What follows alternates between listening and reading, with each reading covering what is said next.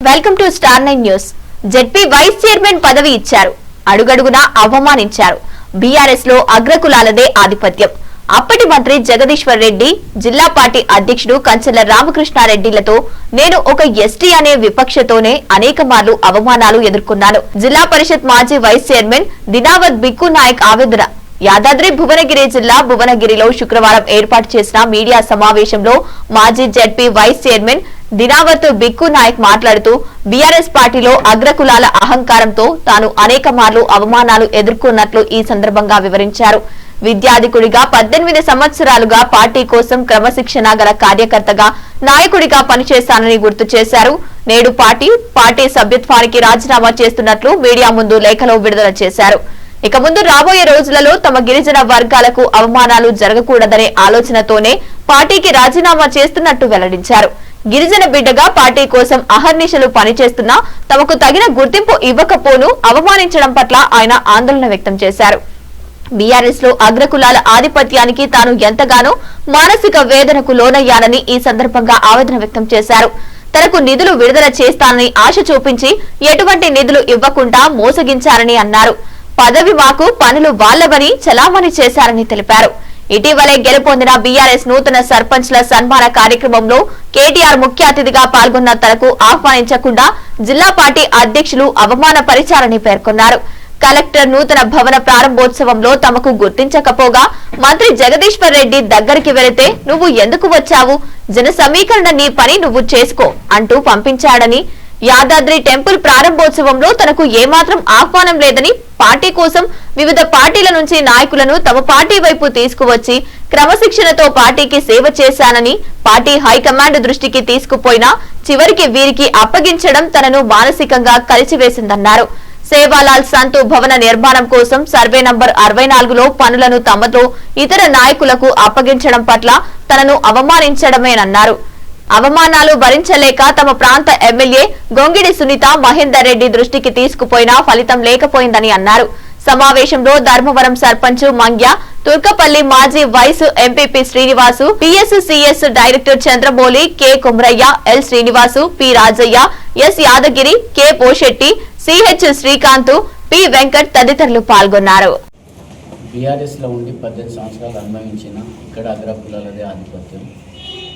ఇంకోటి కాంగ్రెస్ పార్టీ నుంచి మా గ్రామం నుంచి రాజు అనే టైం వచ్చిండు. ఆయన గిట్లా అక్కడ కాంగ్రెస్ పార్టీ గిట్లా అదే ఉంటుంది, ప్రతి ఒక్క పార్టీలో అదే ఉంది. కాబట్టి వెనుకబడిన తరగతుల గురించి కొట్లాడే బ్యాక్వర్డ్ క్లాసెస్ పార్టీగా ఈ మధ్యలో ముందుకు వచ్చిన మరి తీర్మార్ మల్లాన ఎమ్మెల్సీ గారు టీఆర్పీ అధినేత పార్టీలో పోతే నా లెక్క అవకాశం, నా లెక్క అవమానాలు ఇంకోళ్ళకి జరగకుండా మనం కొట్లాడవచ్చు, అన్న అడుగు జాడల్లో నడవాలనే ఆలోచనతోటే నేను ఇప్పుడు నా వేదిక అదే కదా, నాకు ప్రశ్నించడానికి ఏదైనా మళ్ళీ న్యాయం చేయడానికి కూడా ఒక బీసీ గురించి అంటే ఎస్సీ ఎస్టీ బ్యాక్వర్డ్ తరగతులు అంటే చాలామంది బీసీ అంట కదా, ఎస్సీ ఎస్టీ అని అంటుంటారు. అసలు బీసీ అంటే తెలిసిన వాళ్ళు ఆ క్వశ్చన్ వేయొద్దు.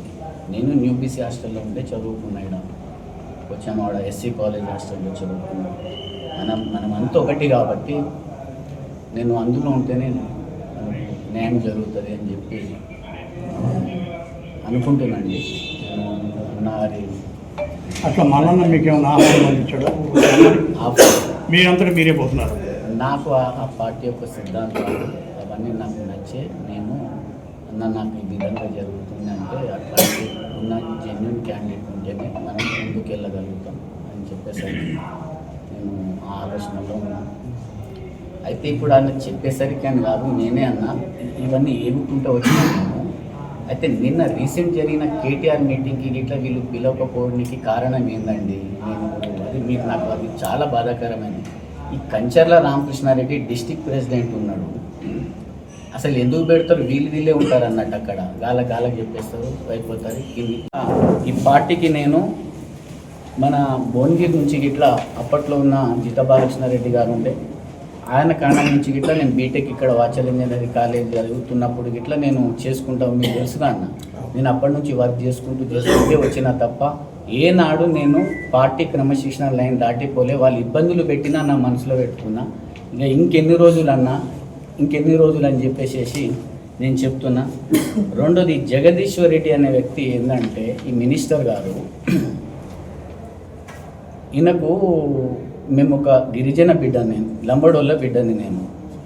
అట్లాంటప్పుడు సరే పదవి ఇచ్చినాక మీటింగ్ అవుతూ ఉంటే దానికి పార్టీ ఉంటుంది, పార్టీ వాళ్ళకి చెప్పే వచ్చిన నేను. మా సర్పంచ్ గారికి ఇక్కడ ఉన్నారు, మీరు తీసుకొని రారి, నేను అక్కడ మీటింగ్ ఉందని అంటే, నువ్వు ఇక్కడ అది నాకు విచిత్రం అనిపిస్తుంది. అంటే వీళ్ళకి మేము సేవ చేస్తూనే ఉండాలన్నా, పోనీ పదవి వచ్చినప్పుడు ఇట్లా గౌరవం ఇట్లా ఉండాలి కదా.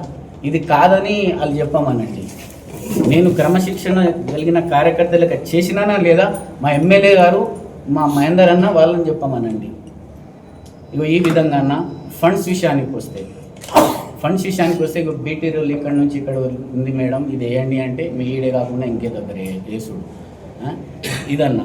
ఇంకా రెండో విషయం ఏంటంటే, మా సోదరిమణి ఎంపీపీ గారు ఉండే సుశీల అని, నాతో పాటు ఎంపీపీ, ఆమె గిరిజన మహిళ, ఎస్టీల మేడం.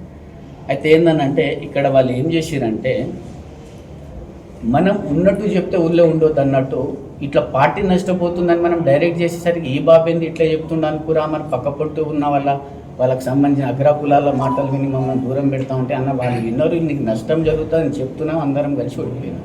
అయితే వాళ్ళు ఎట్లా ఏ విధంగా నాకు ఇబ్బంది పెట్టడం జరిగిందంటే, అన్న సేవలాల గురించి మేము కొత్తగా భూమి అడిగినాం మల్లాపూర్లో. అడిగినప్పుడు సర్వే నెంబర్